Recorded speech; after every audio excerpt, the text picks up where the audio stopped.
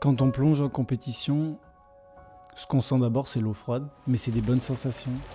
On sent la glisse, on sent de l'eau dans ses mains, et quand tout ça se met parfaitement en place, on a presque l'impression de se déplacer sans effort.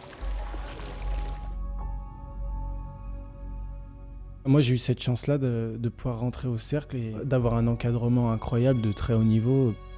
Le quotidien de l'extérieur, il paraît difficile. On se lève tôt, on s'entraîne, on se fait du mal, etc.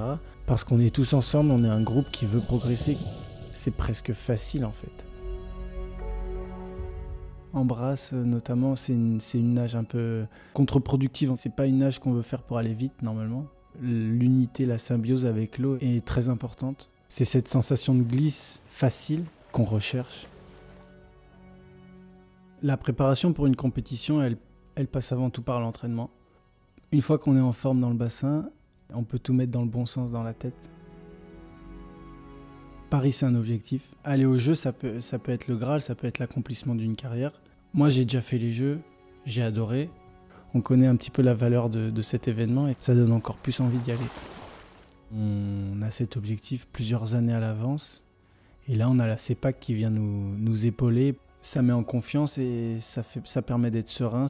En plus de représenter la France, on représente une team avec des athlètes de différents sports. Quand j'aborde une compétition, mon but, c'est pas de prouver aux autres que je peux faire quelque chose. Mon but, c'est juste de faire ce que je sais faire le mieux possible.